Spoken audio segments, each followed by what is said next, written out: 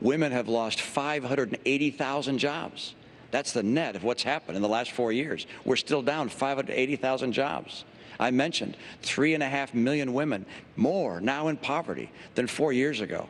What we can do to help young women and women of all ages is to have a strong economy, so strong that employers are looking to find good employees and bringing them into their workforce and adapting to a flexible work schedule that gives women the opportunities that they would otherwise not be able to afford.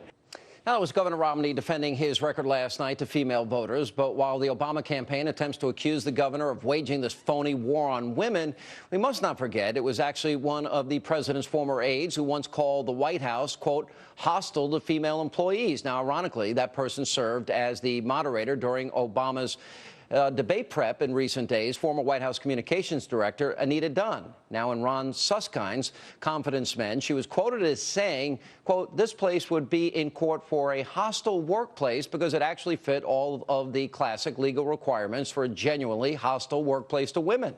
Wow. Joining me with reaction, the author of the #1 New York Times bestseller, Culture of Corruption, Michelle Malkin.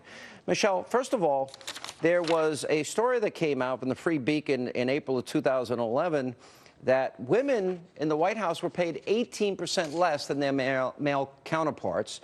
Since Obama's been president, we have 500,000 fewer women working, 0.5% increase in unemployment for women. The poverty rate for women in this country right now is 16.3%. And, 25 million American women live in poverty, an increase of 3.6 million women under Obama's policies. Those are staggering numbers. They are. And of course, if this record existed under a Republican administration, it would be branded misogynist with a capital M.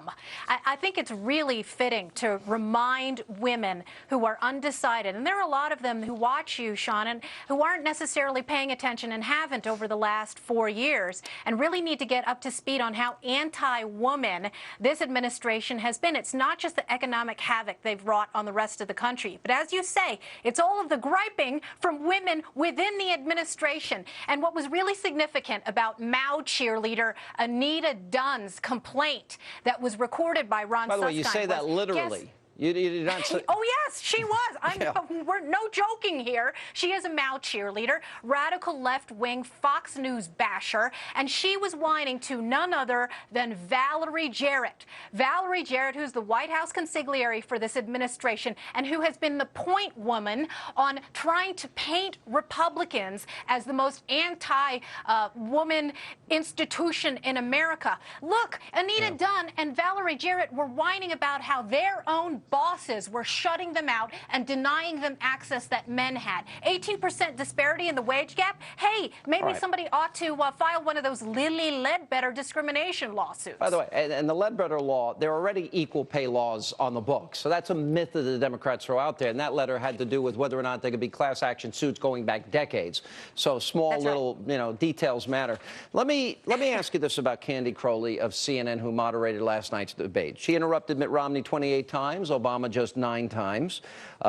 She interrupted and falsely stated about the president's comments in the Rose Garden. CNN brass came out and defended her today. Now, this is a network that prides itself fair, balanced, down the middle. We don't have opinions, etc. Van Jones, avowed communist, 9/11 truther guy, was on there, and he accused Romney of acting like help me out. How do I say the word without saying it? Something horrible. Okay. Yes. And a word that really shouldn't be uttered on national TV. And, that's right. Not a peep out of CNN on that. What are your thoughts on her? Well, as we always joke in my family with my kids, put on your shocked face.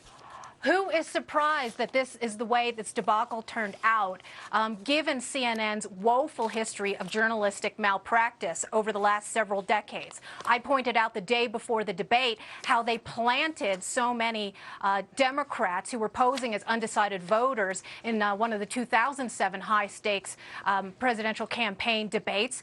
And so the fact that Candy Crowley herself was the plant, acted as the wingman and tag team partner of Barack Obama, and then only after the debate admitted that she was wrong and tried to walk it back.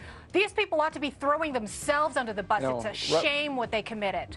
Shame. Honestly, I think it was Rush who said earlier today something to the effect that, anybody else would have been fired over this. It's unbelievable.